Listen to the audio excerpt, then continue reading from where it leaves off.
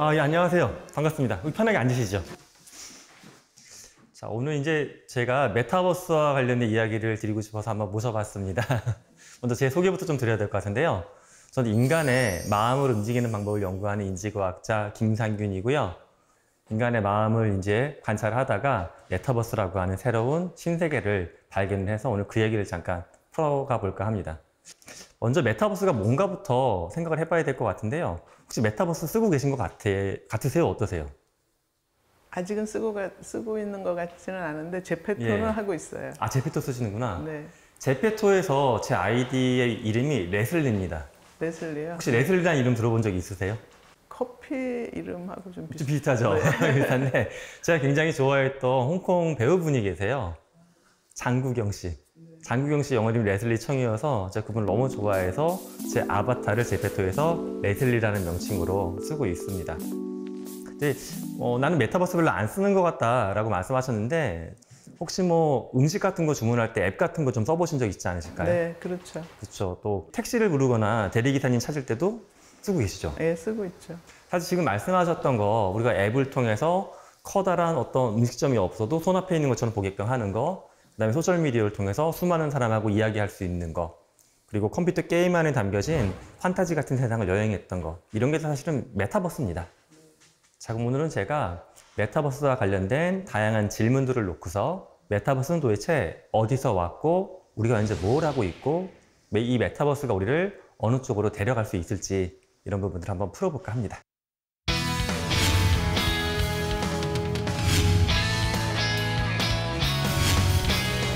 콜럼버스가 신대륙을 발견할 때처럼 지금 존재하지 않았던 새로운 디지털 지구를 탐험하기 위해서 디지털 원주민이 있고 이주민이 있는데, 사실 저도 이주민이고 저 같은 아재들은 윗세대는 돈을 갖고 있어도 거기 뭐 3억으로 못 가는 거예요. 목소리만 들어도 한 초등학생, 중학생 같은데 저한테 아무렇지도 않게 반말을 막 합니다. 손에 스마트폰을 들고 계시고 집에 인터넷이 깔려있는 분들은 사실은 메타버스를 꽤 쓰고 계시는 겁니다. 첫 번째는 이걸 먼저 봐야 될 것 같아요. 메타버스는 앞서 말씀드린 것대로 아주 새로운 건 아닐 수도 있습니다. 우리가 쓰고 있는 뭐 음식을 주문하는 앱이나 컴퓨터 게임이나 몇 년 전에 많은 한국인들이 이제 뭐 속초나 강릉 가서 했던 포켓몬고, 이런 게 다 하나의 메타버스적인 예인데 최근에 엄청 인기가 올라갔습니다. 특히 이제 여러 세대 중에도 보게 되면 G세대, 젠지가 메타버스를 굉장히 좋아하거든요. 도대체 그들이 왜 좋아하는지 이 부분 다 한번 살펴볼까 합니다. 젠지가 최근에 보게 되면 메타버스 이전에 블록체인 투자를 엄청 많이 했던 것 같아요. 블록체인. 자기 갖고 있는 2030 세대들이 돈을. 그런데 최근에 이제 메타버스 중에 또 어떤 게 있냐면 가상의 부동산이라는 게 있습니다. 예를 들어 거기 들어가면 뭐 패션, 샵이 있는 경우도 있고 특정 기업 사옥이 있는 경우도 있고 박물관도 있어요. 이런 공간이 메타버스 안에 무수히 많이 펼쳐지고 있고 여기에 제네레이션 G가 많이 투자를 하고 있습니다. 기존에 저도 그렇지만 윗세대를 보게 되면 저희는 주로 부동산이나 주식을 통해서 많은 부를, 자산을 확보한 세대인 것 같습니다. 현실 자산을.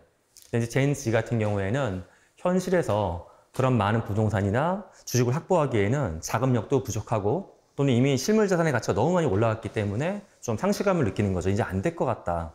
그래서 그들이 느끼는 그 상실감에 대한 하나의 뭐 슬픔이나 분노 또는 새로운 모험으로서 메타버스를 바라보는 것 같아요.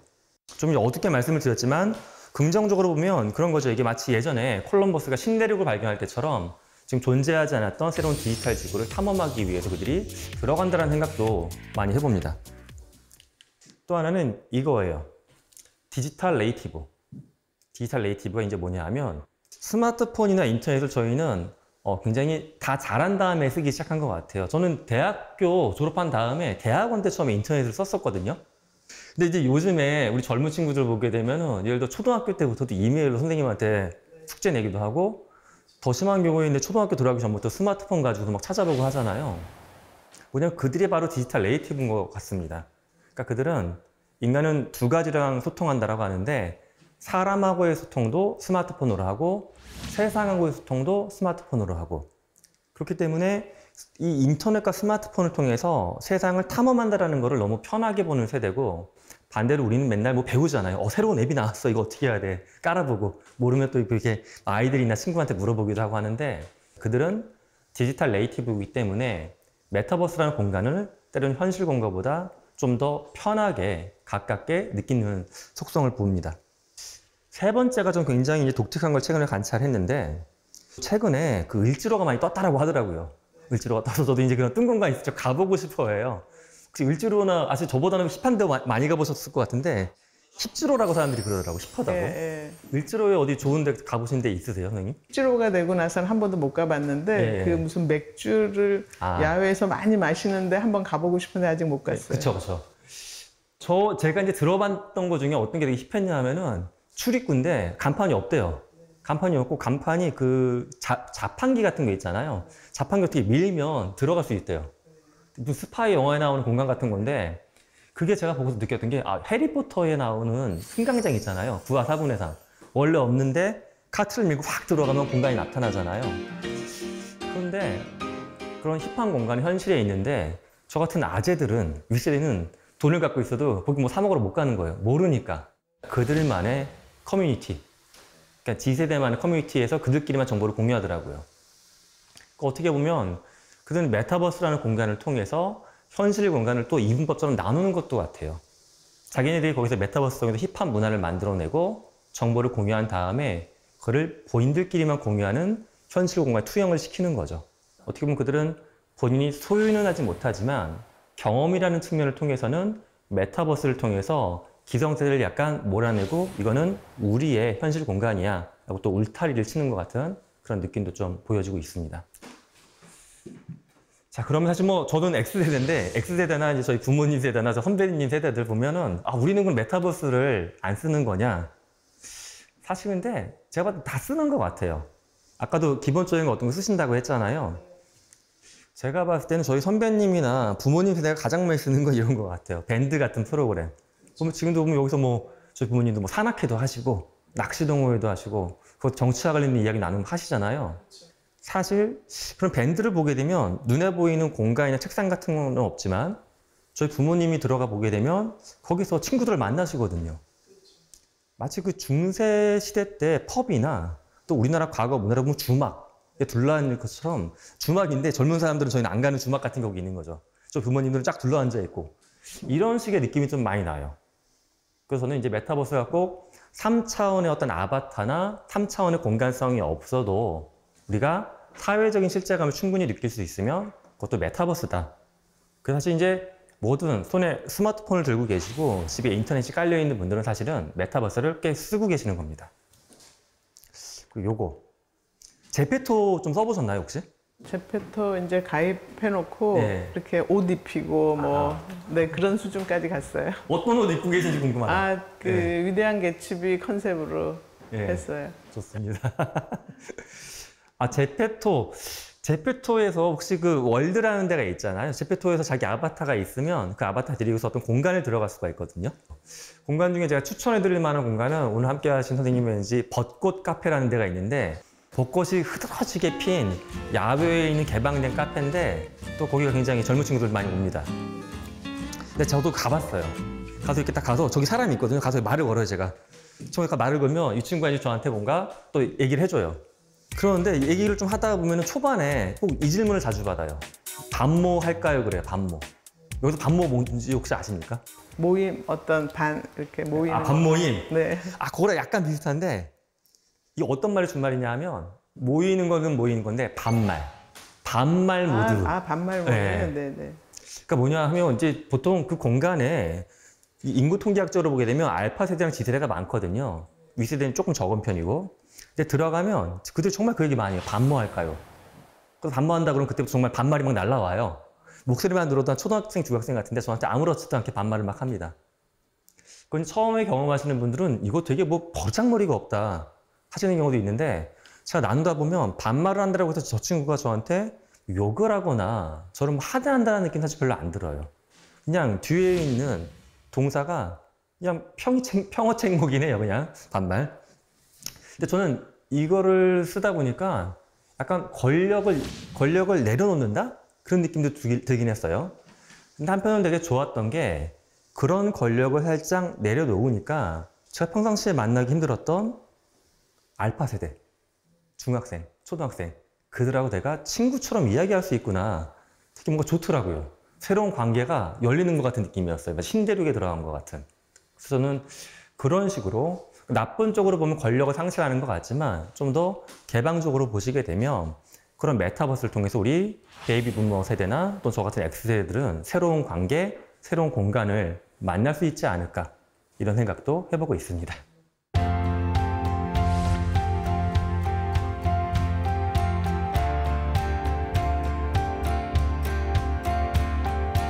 우리는 메타버스로 출근한다. VR 쓰고 들어가는 학교 다니는 거예요. VR 학교가 1000군데가 쫙 있어요. 구찌 잠바 사고 뭐 사는다고 3만 원 썼는데 야, 이거 미친 거 아니냐? 덜 찍어내지만 더 소비할 수 있는 상황. 인류가 직면하고 있는 환경적인 문제나 그 인식을 개선하는 데도 꽤 쓰임새가 있다라고 생각을 하고 있습니다. 다음으로는 메타버스가 우리의 삶을 어떻게 바꿀지에 대해서 한번 이야기를 나눠볼까 합니다. 제가 올해 1월 달부터 한 6월 달까지 만났던 기업의 개수를 이렇게 세봤어요. 세봤더니 한 200개 되더라고요. 이 기업의 대부분의 특성이 뭐냐면 이제 뭔가 바뀌어야 되겠다. 제품을 바꾸는 건 두 번째 문제고 우리가 일을 하는 방식. 그래서 제가 올해 관찰했던 회사 중에 굉장히 독특한 회사가 미국에도 나왔고 한국에도 나왔는데 어떤 회사냐면 부동산 하는 회사예요.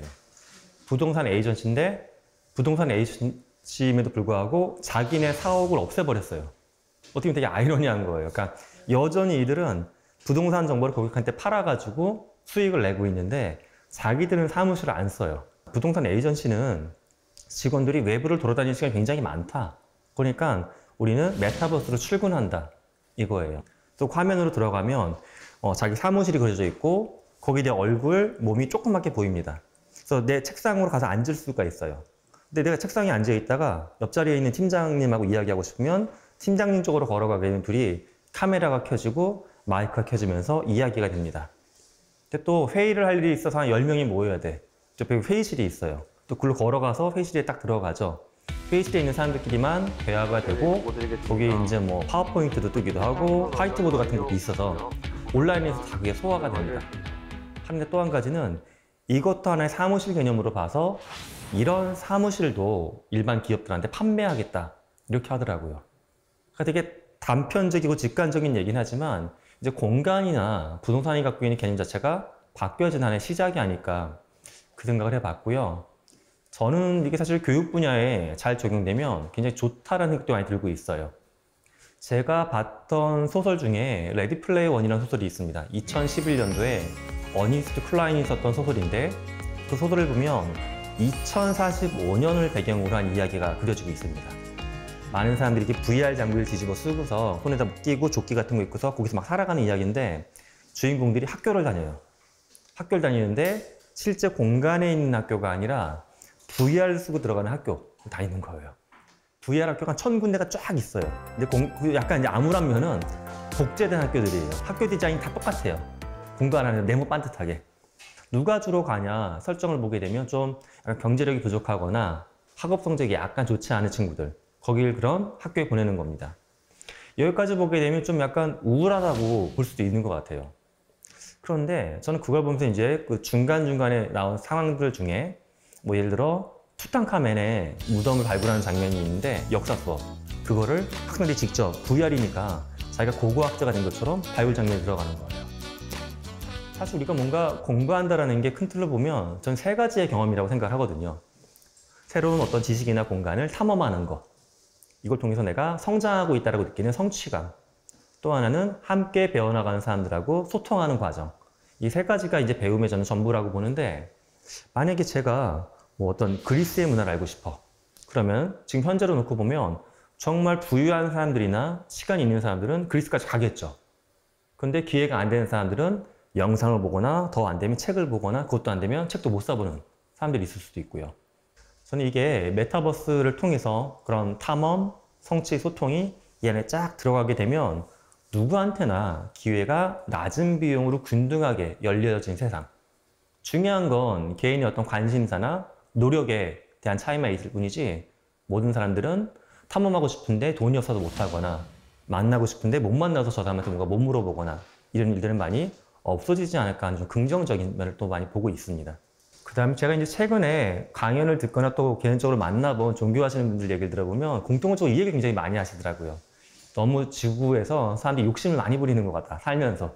하다못해 뭐 옷도 그렇고 집도 그렇고 너무 많이 크게 새 거 많이 원하는데 그 욕심을 좀 이제 내려놓으면 좋지 않겠냐 라고 하는데 사실 인간의 그냥 마음을 연구했던 학자 입장에서 보게 되면 저는 그런 건 잘 안 될 것 같아요.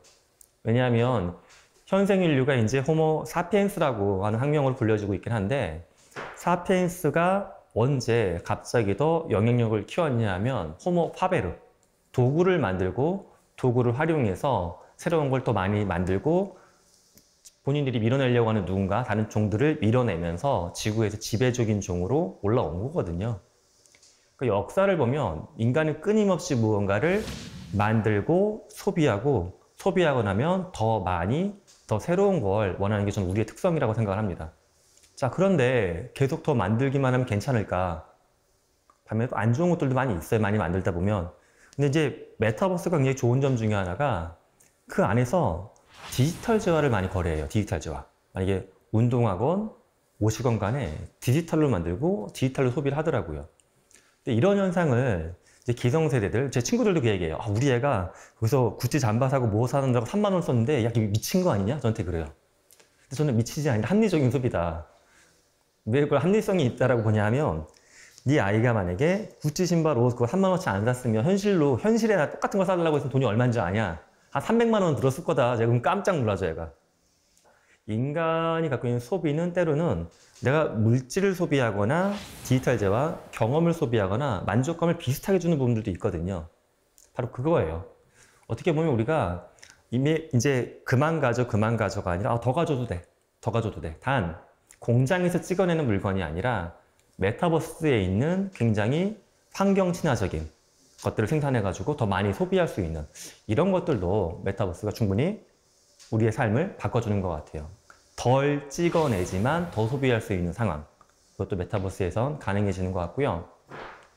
그 다음에 이제 하나는 또 환경에 대한 문제도 굉장히 도움이 된다라는 생각을 해봅니다. 제가 이제 외국에서 했던 실험 중에 굉장히 인상적이었던 게 어떤 실험이 있냐 하면은 벌목꾼 실험을 한 적이 있어요. 벌목꾼. 나무 베는 거 있잖아요. 미국인들 기준으로 놓고 보면 미국인들이 평생 쓰는 화장지 있잖아요. 그 화장지를 쓰는 그거가 큰 나무 한 2그루 정도 된다고 하더라고요. 1인당. 이 미국인이 3억 명이니까 그들의 라이프 타임 동안 60억 그루의 나무가 베어지는 건데 문제가 심각하잖아요. 그래서 이제 어떤 실험을 해봤냐 하면은 벌목꾼 안전모 쓰고서 대형 톱 들고 전기톱 윙 하는 걸 나무를 베는 거예요. 돌아가면서 베고 나무가 쓰러지면 처음에 한두 개까지는 재밌는데 자꾸 이걸 베서 넘어뜨리다 보면 뭔가 좀 마음이 묘해지거든요. 내가 나쁜 일 하는 것 같기도 하고 이런 느낌이 들어요. 요 작업을 시킨 다음에 그들한테 이제 실험 끝났으니까 일로 와주세요 라고 앉혀놓은 거예요. 그래서 이제 모든 건 다 세팅인데 물을 실수로 쏟게끔 만들어 놓은 겁니다. 그 옆에 휴지통 하나 갖다 놓은 거예요. 그럼 당연히 휴지를 뽑아가지고 물 닦을 거 아니에요. 이걸 세본 거예요. 아까 벌목꾼 실험했던 사람들은 여기서 휴지를 얼마나 덜 뽑을까 실험을 해봤더니 벌목꾼 체험해보지 않았던 사람들에 비해서 휴지를 20% 적게 뽑았습니다. 그리고 저는 이 메타버스적인 어떤 소비나 경험이 아주 무의미한 게 아니라 많은 데 영향을 줄 수 있고 인류가 직면하고 있는 환경적인 문제나 그 인식을 개선하는 데도 꽤 쓰임새가 있다라고 생각을 하고 있습니다.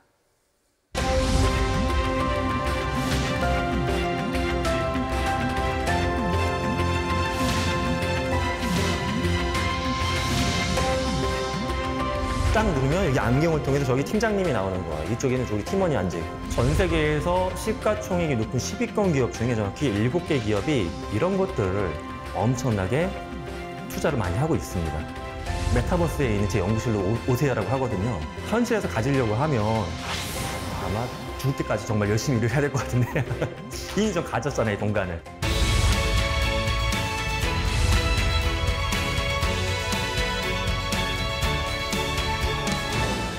자, 그럼 최근에 거대 기업들 이야기 해봐야 될 것 같아요. 거대 기업들 중에 이제 올해 메타버스 관련 이야기를 쏟아내는 기업이 많이 있어요. 향후 5년 이내에 페이스북은 일반적인 현대 휴대폰에 요거 엄지로 버튼 눌러갖고 쓰는 소셜미디어가 아니라 메타버스로 갈 거다라고 선언을 했습니다. 휴대폰에 딱 띄어서 포켓몬고 또는 증강이질 또는 아마 이제 차량에 보면 헤드업 디스플레이라고 해서 내비게이션이 유리에 투영되는 것도 쓸 수 있는데 그것도 증강이질이거든요. 이런 거를 이제 막 혼합을 해가지고 독특한 걸 만들어내는 거. 이걸 이제 XR이라고 부르고 있는데 최근에 보면 페이스북이 낸 특허 굉장히 재밌는 게 많이 있어요. 페이스북이 아마도 2021년 하반기나 또는 늦어도 2022년 가기 전에 어떤 거를 좀 준비하고 있냐 하면 프로젝트 명칭은 아리아라는 명칭인데 이탈리아에 저희 할아버지가 저 어렸을 때 라이방이라고 부르던데 그래서 라이방. 아, 레이번. 저는 그래서 라이방이 원래 이름인 줄 알았어요. 네. 레이벤. 예. 그 레이벤하고 협력을 해가지고 레이벤 선글라스 디자인처럼 해가지고 이걸 안경을 만들고 있더라고요. 보통 나와도 패션 아이템으로 쓸 것 같아요. 그걸 딱 끼게 되면 이거를 통해서 예를 들어 앉아있는 거 집에서 이렇게 앉아있는데 앉아있다가 회의할 일이 있어. 또 이야기 나눌 게 있어. 소셜미디어에서 이게 타이핑 치는 게 아니라 딱 누르면 이게 안경을 통해서 저기 팀장님이 나오는 거예요. 이쪽에는 우리 팀원이 앉아있고 그럼 여기서 같이 3자 회의 하고서 오늘 회의 잘 끝났으니까 게임이라도 한 판 할까? 또 움직이지 않고 요 안에서 같이 게임장으로 싹 들어갈 수도 있고 지금 보면 이제 SF 같은 발상이라고 볼 수가 있는데 페이스북이나 다른 회사, 애플, 엔비디아 이런 글로벌 기업들 전 세계에서 시가총액이 높은 10위권 기업 중에 정확히 7개 기업이 이런 것들을 엄청나게 투자를 많이 하고 있습니다. 굉장히 독특한 기업이 있어요. 이 기업은 원래 책을 파는 기업이에요. 책을 팔면서 글로벌 시가총액 10위권에 들어왔는데 책을 파는 가장 큰 서점. 아마존. 네, 맞습니다. 아마존. 아마존인데 아마존이 여러 가지 재미난 작업들을 많이 하고 있어요. 아마존이 메타버스를 통해서 2020년에 벌어진 수익이 아마존 전체 영업이익 중에 39%예요. 뭐라는 거냐면 메타버스가 결국 소프트웨어인데 이 소프트웨어 돌리려면 뒤에 엄청난 큰 예를 들어 컴퓨터, 통신망, 전력 이런 게 필요하잖아요. 이걸 이렇게 묶어가지고 제공해주는 서비스가 있어요. 아마존은. 그걸 이제 클라우드 서비스라고 부르는데 전 세계 클라우드 시장의 한 3분의 1을 아마존이 독식을 하고 있습니다. 저는 이게 어떻게 보면 이런 현상으로 넘어가는 것 같아요. 실제 저도 이제 수업을 비대면으로 많이 하다 보니까는 학생들을 메타버스에서 만나는 일이 증가하고 있고 최근에는 뭐 기자분들 인터뷰를 하거나 학생 상담할 때도 어디 카페에서 만나기도 왠지 좀 그렇고 좀 귀찮기도 하면 메타버스에 있는 제 연구실로 오세요라고 하거든요. 메타버스에 있는 제 연구실은 어떻게 생겼냐면 되게 멋있어요. 나중에 한번 가보세요. 네. 들어가면 대충 공간적인 느낌은 가로 세로 한 200m 정도 되는 큰 이렇게 벌판 같은 게 있고 잔디밭이 있고 벚꽃이 예쁘게 펴져 있어요. 돌담길에서 돌담길을 쫙 건너가면은 3층짜리 건물이 있습니다. 굉장히 아담한 1층에 약간 인포메이션 데스크 같은 게 있고 2층에 올라가면 좀 빈백, 편안한 카우치 같은 게 있고 3층에 올라가면 제가 이제 책 보는 서재 같은 게 있고 위에 또 올라가면 제가 좋아하는 테라스 공간. 제 연구실 뒤쪽으로는 강이 살짝 흐르고 있고 강 너머에는 제가 좋아하는 아이스크림 가게, 제가 좋아하는 약간 예전 레트로 자동차 같은 것도 몇 개 서 있고 그렇습니다. 제가 이런 공간을 만약 현실에서 가지려고 하면 아마 죽을 때까지 정말 열심히 일을 해야 될 것 같은데 이미 좀 가졌잖아요, 이 공간을. 근데 저뿐만 아니라 다른 분들도 어떤 기업들도 특히 공연장 같은 것들도 메타버스에 그런 걸 만들어 놓고 있어요. 그런데 강남에 있던 많은 사무실이나 서울 곳곳에, 지역 곳곳에 있던 대형 공연장에 대한 수요가 그런 걸로 인해서 낮아지는 것은 관찰이 되고 있는 겁니다. 그래서 이 부분은 사실 뭐 언제, 어느 비율로 대체가 될지는 좀 더 지켜봐야 되겠지만 아마존이 앞서 말씀드린 그 매출, 뭐 33%의 시장을 갖고 있고 39%의 이익을 내고 있는 거, 이게 매년 발표가 되니까 그걸 보다 보게 되면 우리의 공간이 어떻게 움직이는지 지표적으로 좀 유추해 볼 수 있지 않을까 생각을 해봅니다.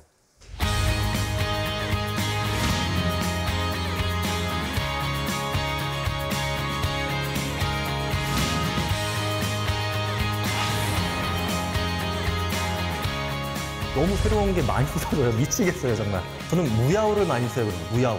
이쪽 손 들어보셨죠? 쏟아 말리더라고. 아빠 내가 제발 이상한 짓 좀 그만하라고 이제. 아침에 가서 기차역에 불을 켭니다. 기차역이 문 닫을 시간에 다시 가서 기차 불을 한번 딱 꺼요. 이게 다예요.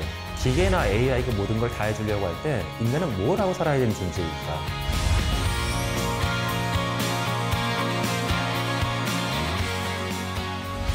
이런 전환기에서 우리는 무엇을 해볼지 이 부분도 한번 짚어볼까 합니다.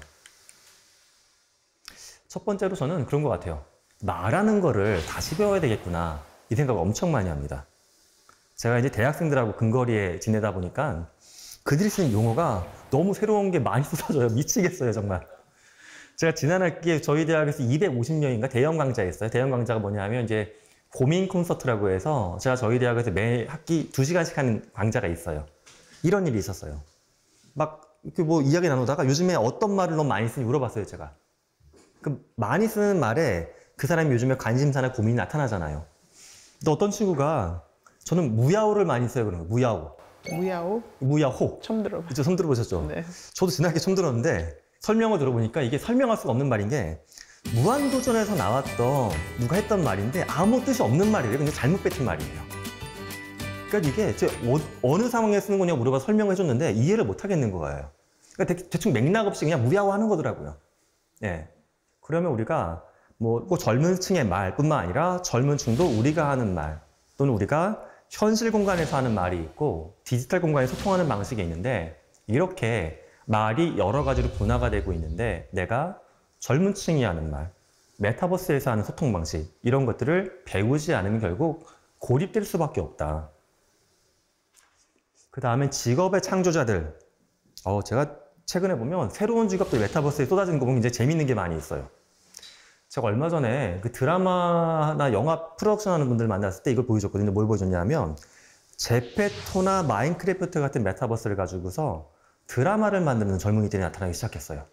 그러니까 주로 이걸 중학생, 고등학생, 대학생 요 사이들이 많이 하는데 나는 드라마 만드는 게 꿈이야. 근데 드라마 만드는 걸 배운 데도 없어요. 또 이렇게 약간 프로토타입으로 만들려고 했더니 그거 자체도 비용과 시간이 많이 들잖아요. 그러니까 이 친구들이 마인크래프트 안에 무대를 만들고 마인크래프트 아바타를 데려다가 연기를 시켜서 그걸 영상으로 찍어요. 편집을 하고 거기다 본인이 음성을 입히거나 혼자 목소리만 바꿔가면서 또는 거기다가 자막을 입혀가고 영상을 2분, 3분짜리 만들어서 유튜브로 퍼블리싱 하더라고요.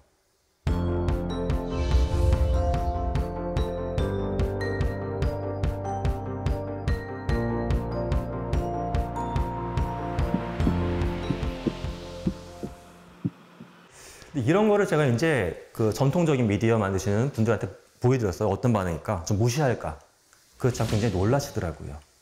새로운 창작 시대가 열렸구나.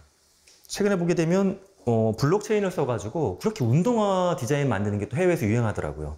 운동화 디자인인데 운동화 디자인을 여러 개를 해가지고 어떤 플랫폼은 온라인에만 존재하는 디자인이에요. 근데 요거를 NFT를 심어가지고 약간 예술품처럼 거래를 하더라고요. 내가 소유한 다음에 이게 인기가 높아져. 되팔기도 해요. 또 내가 이 사람이 디자인한 건데 사가지고 나만의 감성으로 커스터마이징을 해요. 그래서 또 가치를 높여서 되팔기도 하고. 즉 기존에는 존재하지 않았던 창작, 직업들이 나타나는 게 또 여기서 있으니까 나는 내가 하고 있는 일, 내가 좋아하는 분야에서 과연 어떤 걸 새롭게 창조할 수 있을지 이 부분도 따져보면 좋을 것 같습니다. 사실 근데 메타버스가 이제 쭉 가다 보게 되면 긍정적으로 봤을 때는 저런 건 있는 것 같아요. 많은 것들을 AI나 기계가 해주고 인간은 조금 더 안락하고 안전한 뭔가 메타버스적인 삶을 살아가는 게 하나의 방향성도 보이는데 그럼 그때에 대한 질문이 이거죠. 그러면 메타버스에서 정말 자기가 꿈꾸는 거 창작하고 휴식을 취하고 소통하는 이런 삶을 사는데 그럼 도대체 인간은 무엇을 할까? 그런 상황에서 메타버스에서 모든 게 다 가능해지는 시점이 오게 되면 저는 이 얘기를 드리고 싶어요. 스웨덴에 2026년에 새로운 하나 기차역이 생깁니다. 기차역이 생기는데 이 기차역에 고용할 직원 1명을 뽑고 있어요. 정식 모집은 2025년에 할 겁니다. 저는 사실 이걸 재미삼아라도 해보고 싶은데 가지고 뜯어 말리더라고요. 아빠 제발 이상한 짓 좀 그만하라고 이제. 뭐냐 하면 거기에 2025년에 어플라이해서 2026년부터 근무하는 직원은 하는 일이 한 가지밖에 없어요. 아침에 가서 기차역에 불을 켭니다. 기차역이 문 닫을 시간에 다시 가서 기차 불을 한번 딱 꺼요. 이게 다예요. 이거 하면 한 달에 급여가 현재 책정된 건 초봉이 260만 원. 급여도 계속 올라가요. 낮 시간에는 기차역에 있어야 되냐? 그렇지도 않아요. 저희가 또 자고 있어야 되고 집에 가버려도 됩니다. 근데 그 돈을 주는 거예요. 고용 자체가 이터널한 거예요. 죽을 때까지. 종속고용. 왜 하는 거냐, 그거를. 프리랜딩 하는 건 하나의 사회적인 실험인데 인간은 그렇게 기계나 AI가 모든 걸 다 해주려고 할 때 인간은 뭘 하고 살아야 되는 존재일까? 이거 하나의 실험을 통해서 이제 보여주려고 하는 건데 우리들은 메타버스를 통해서 내가 그 안에서 어떤 걸 하고 살아가는 존재일지 이 부분도 한번 살펴봐야 되지 않을까 생각을 합니다.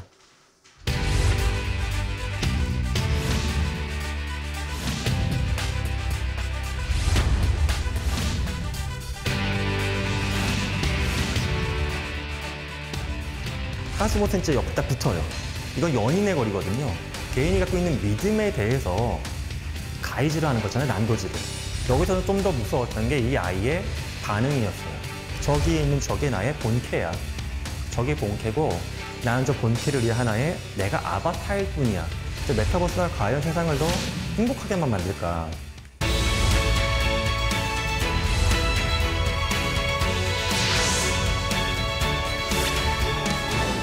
우리가 뭐 초등학교 때부터 배웠던 것 같아요. 국가가 도대체 무엇인가? 구성 요소가 몇 가지 있었죠. 뭐 국민이 있고 영토가 있고 그다음에 정부가 있고 자주권이 있으면 이걸 국가다라고 부르는데 국내외적으로 메타버스 플랫폼이 뭐 정확한 집계는 아니지만 수십 개는 있는 것 같습니다. 하나의 플랫폼에는 적게는 수십만 명, 수백만 명 정도, 규모가 정말 큰 거는 3억 명이 넘는 사람들이 거기 웅집해서 뭔가 아웅다웅 살고 있거든요. 사실 인구만 보게 되면 국내 플랫폼 어떤 것도 보게 되면 2억 명이 들어와 있고요. 미국 어떤 플랫폼은 3억 5천만 명 들어가 있어요. 어떻게 보면 그 사람들이라는 게 결국 플랫폼 내에서 존재하면서 공통의 문화를 갖고 소통하면서 무언가를 만들어내서 소속감, 공동체 의식이 생기기 시작하면 그 순간부터 이제 약간 정부의 개념이 등장할 수도 있고요. 그래서 이제 힘이 커지다 보게 되면 우리는 우리만의 보이스로 누군가랑 협상할 수 있어. 우리의 권리를 이야기할 수 있어. 이게 이제 저는 그 자주권까지 넘어간다고 보는데 실제 이제 그런 개념처럼 연결되고 있는 사례들이 적지 않게 나오고 있습니다. 그래서 저한테 최근에 이 질문하시는 분들이 좀 있으세요. 과연 메타버스 플랫폼이 국가를 대신할 수 있는 시대가 오지 않을까? 그러니까 물리적인 저는 예를 들어 한국에 살고 있지만 제가 메타버스에서는 예를 들어서 유럽에 있는 어떤 플랫폼, 북미적인 어떤 플랫폼, 거기서 뭐 북미적 플랫폼에도 주로 강연을 하고 유럽에 있는 어떤 플랫폼에도 주로 다른 일을 하고 뭐 쇼핑은 또 딴 데서 하고 이렇게 해서 저는 몸만 한국에 있을 뿐이지 일상의 모든 활동을 다른 데서 하고 여기서 만약에 소득도 발생을 하고 그 소득에 대해서 지금 최근에 디지털 세금 얘기도 많이 나오고 있는데 디지털세가 더 진화가 돼가지고 너는 한국인이지만 너는 여기서 소득 낸 거니까 이 세금 더 많이 내야 돼. 이렇게 되게 되면 사실은 제가 한국인인 건지 미국인인 건지 아니면 이 플랫폼에 있는 국민인 건지 되게 헷갈려지는 상황도 올 것 같습니다. 실제 최근에 기술적인 굉장히 재미난 시도가 있어요. 어떤 게 있냐면 우리가 이제 한국인이니까 다른 나라 가려고 하면 여권 만들어가지고 뭐 비자 발급받고 이렇게 하잖아요. 메타버스 플랫폼도 여러 개가 생기다 보니까 어떤 재미난 현상이 생겼냐 하면 네가 만약에 A라는 플랫폼에서 너 아바타도 있고 친분이 있어. 근데 B라는 플랫폼 다시 가려고 했더니 새로 아바타 만들고 뭐 해야 돼. 번거롭잖아요. 그러니까 너 이거 이 아바타 이 모습 그대로 여기서 있는 전자화폐 예를 들어 여기서 갖고 있는 옷 디지털 제가 싹 다 싸질러주고 여기 갈 수도 있어. 이렇게 연결해주는 것들도 시작이 되고 있습니다.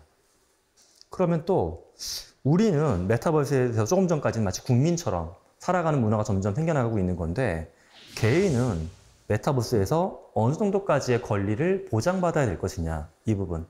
단순히 그냥 예전에 게임할 때 나 한 달에 10,000원 충전해서 즐기는 유저니까 10,000원만큼의 권리가 나한테 있는 거냐. 저는 그게 좀 아닌 것 같다는 생각이 자꾸 듭니다. 일반 국가에서 보게 되면 그렇잖아요. 이 사람이 1년에 뭐 세금을 1,000만 원을 내건 100만 원을 내건 세금 10억을 내건 간에 개인이 참정권에 대한 차이는 없거든요. 근데 어떻게 보면 기존 메타버스는 플랫폼의 특성이 있다 보니까 너무 이게 경제적으로만 권한이 돌아가는 것 같아요.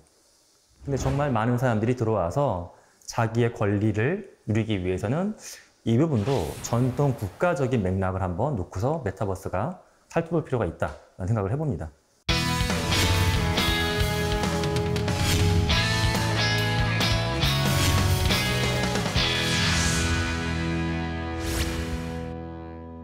자, 제가 사실 뭐 메타버스 연구자니까 주로 장밋빛 생각을 많이 하는 것도 같지만 사실은 제가 좀 메타버스에 대한 불안감이나 걱정감, 공포심도 굉장히 많이 갖고 있어요.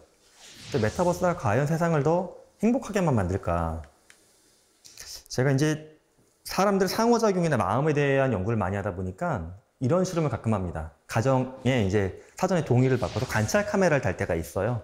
그럼 이제 거실, 아이들 방, 부모님 방, 부엌 카메라 답니다. 저녁 시간에 관찰 카메라 달아놓죠. 그럼 되게 신기한 게 부모님들이 와서 약간 정장 차림으로 식사를 하세요. 아주 호텔에 간 것처럼. 약간 어색하죠. 어색한데 또 어느 순간 밥 먹고 나고 나면 약간 풀어지니까 원래 모습들이 나타나기 시작해요. 그럼 제가 이제 관찰 카메라 끝난 다음에 여쭤봐요. 제가 많이 물어본 질문 중에 하나가 저녁 식사 후에 뭐 하셨는지 물어보면 같이 있었죠? 라는 이야기를 많이 하세요. 함께 있었다. 그럼 8시부터 10시 사이에 큰아들은 뭐 한 것 같아요? 그러면 그 녀석 뭐 마크라는 거 게임 하던데 그거 했어요. 작은 아이는 뭐 한 것 같아요? 그랬더니 걔 유튜브로 뭐 하던데 그거 한 것 같아요. 아버님은 뭐 하셨어요? 그럼 아버지 나는 뭐 회사에서 밀린 소리가 있어갖고 서류 작업하다가 줌으로 들어가서 회의도 하고 이렇게 했다. 이런 정도 이야기합니다. 우리 같이 있었다. 그런데 물리적인 공간은 그렇죠. 아파트라는 공간 내에서 5m, 5m 안에 다 사람들이 모여 있었던 것 같지만 근데 막상 그들이 같은 경험을 했느냐? 전혀 아닌 것 같아요. 제가 봤을 때. 즉 우리가 한 공간에서 메타버스를 통해서 다른 시간과 다른 공간으로 편하게 접속을 하면서 사실은 옆에 있는 사람, 옆방에 있는 사람들 간에도 큰 벽이 생기기도 하고 고립이 되는 현상까지 나올 수가 있는 겁니다. 과거에 보면 우리가 이제 음성으로만 통화할 때를 넘어서서 스마트폰이 들어오면서 거기 소셜미디어 프로그램도 깔리고 그걸 통해서 뭔가 사람들 얼굴도 볼 수 있게끔 되면서 증가한 범죄가 바로 보이스피싱입니다. 근데 메타버스는 여기에 이제 공간이 있어요. 제가 아까 저 연구실에 있다고 했는데 연구실에 만약에 학생 또는 기자님이라고 해서 들어와서 상담을 했어요. 그럼 아바타가 있잖아요. 이렇게 한 공간 내에 물리적으로 한 1점 몇 미터 안에 들어오죠. 그럼 사회적인 가까운 거리에 딱 들어온 거예요. 때로는 좀 친해져서 셀카 찍자라고 하면 45cm 옆에 딱 붙어요. 이건 연인의 거리거든요. 이런 부분을 악용하는 사기 범죄가 증가하고 있습니다, 실제. 제가 봤던 사례 중에는 이게 굉장히 좀 무서웠어요. 제 지인의 이야기인데 이 아이가 엄마한테 막 졸라가지고 만 원짜리 아이템만 샀더라고요. 너무 좋은 거예요. 디지털 아이템. 근데 공간 내에서 누굴 만났는데 이 친구가 같이 막 놀다 보니까 내가 갖고 있는 건 한 2만 원짜리 되는 건데 바꿔줄게. 우리 친해졌으니까. 얼마나 좋아요. 얘는 만 원짜리인데 2만 원으로 바꿔준다고 하니까. 근데 바꿀 때 보통 많이 쓰는 방법이 바닥에 딱 내려놓고 이렇게 서로 집어가면 돼요. 그러니까 이게 내려놓은 거예요. 근데 얘가 자기 물건 안 내려놓더니 옆에 와서 딱 집어서 도망가 버린 거예요. 쫓아가면 뭐합니까? 로그아웃 하면 사라지는 건데 끝난 거예요. 여기서는 좀 더 무서웠던 게 이 아이의 반응이었어요. 엄마 생각해보니까 나도 똑같이 하면 될 것 같아요. 그러는 거예요. 네. 자기보다 조금 더 어리숙한 친구를 만나게 되면 이렇게 물건 바꾸자고 해서 그 짚고 도망가면 되지 않겠냐. 근데 이 친구가 원래 굉장히 못됐거나 나쁜 아이여서 그런 게 아니라 이걸 그냥 학습을 한 겁니다. 시스템적으로 어른들이 해결을 못 해주니까 괜찮은 건가 보네? 당연히 할 수 있는 거죠. 잘못한 행동이면 이게 뭔가 리커버리 할 수 있는, 코렉티브 할 수 있는 액션을 사회적으로 해줘야 되는데 우리가 못 해주고 있는 겁니다. 가장 걱정하는 포인트는 저는 이건데 저는 현재 여기 있고 이게 저의 본캐죠. 본캐고 메타버스에 있는 그 캐릭터는 저의 부캐, 저의 아바타인데 때로는 이게 너무 부캐에 대한 애착이 심해지다 보게 되면 저기에 있는 저게 나의 본캐야. 저게 본캐고 나는 저 본캐를 위해 하나의 내가 아바타일 뿐이야. 생각할 수도 있습니다. 실제 2018년도, 19년도 논문 중에 이제 그런 걸 몇 번 봤었어요. 사람들이 메타버스가 고도화가 되게 되면 이제 개인의 존재를 망각할 수도 있다. 실제 그런 실험이 있었습니다. 2014년도로 기억하는데 함부르크 대학에서 24시간을 VR 장비를 쓰고 생활하게끔 한 거예요. 그랬더니 어떤 결과가 나왔냐면 실험 참가자들이 하루밖에 안 했는데도 이게 보는 게 약간 현실 같다는 느낌을 자꾸 하는 거예요. 그러니까 즉 인간이 갖고 있는 감각이 생각보다 좋은 쪽으로 보면 빨리 학습이 된다는 겁니다. 우리가 일례로 안경을 끼고서 처음에 세상을 볼 때 어른어른하거든요. 내 도수에 맞춘 건데도 불구하고. 근데 며칠 지나면 안경을 끼고서 어른어른하는 게 없어져요. 불과 하루 만에 현실과 혼돈하는 사람이 나올 정도로 굉장히 강력한 무언가가 그 안에 있는 겁니다. 저는 그런 거를 통해서 메타버스로 들어가고 현실을 피하려고 하는 무언가가 나오지 않을까 하는 걱정도 해보고 있습니다.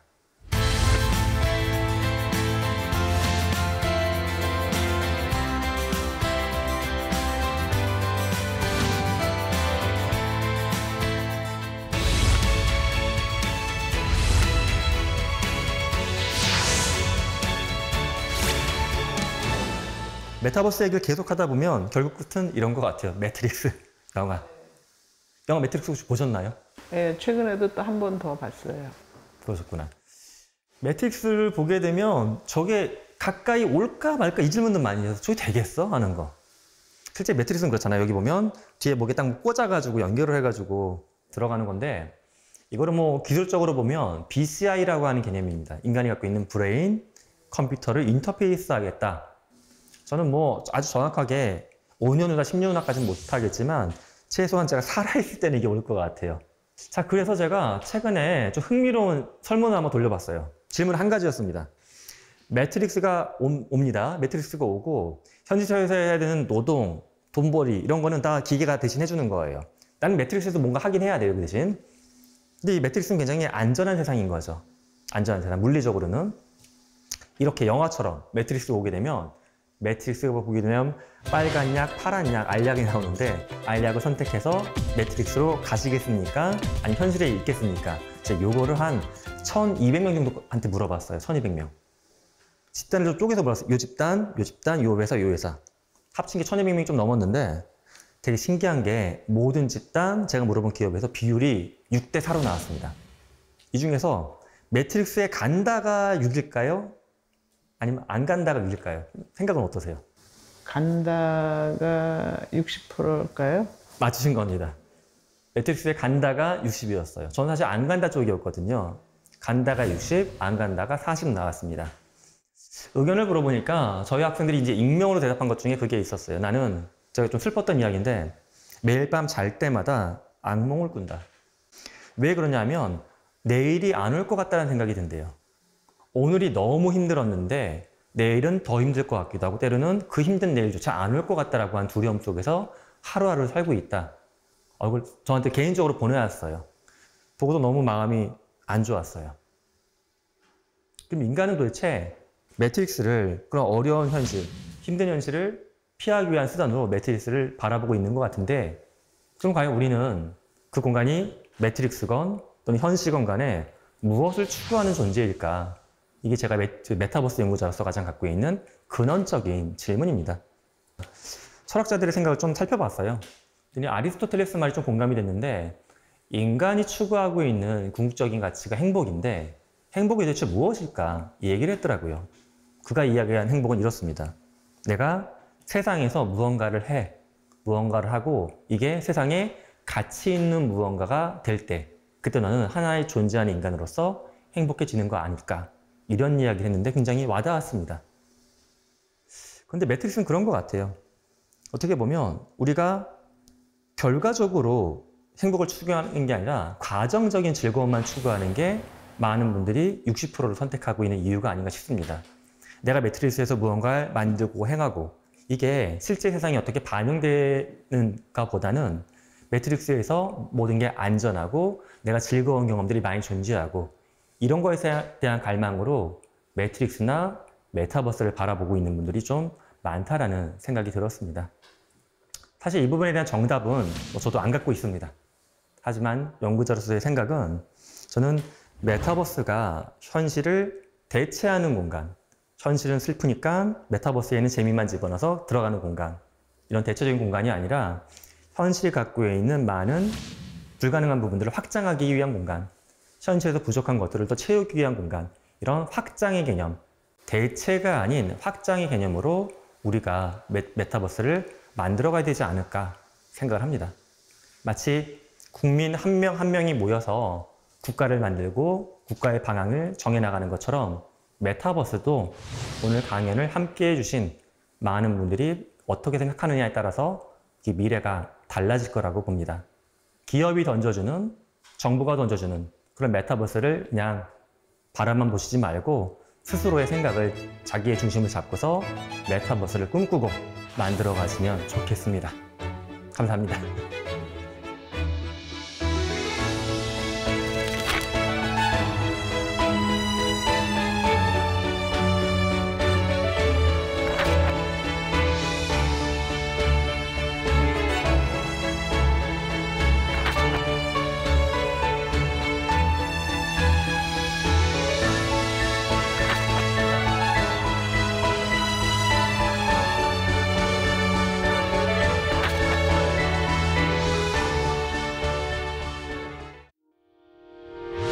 의견 있는 경제 채널 SBS 비즈.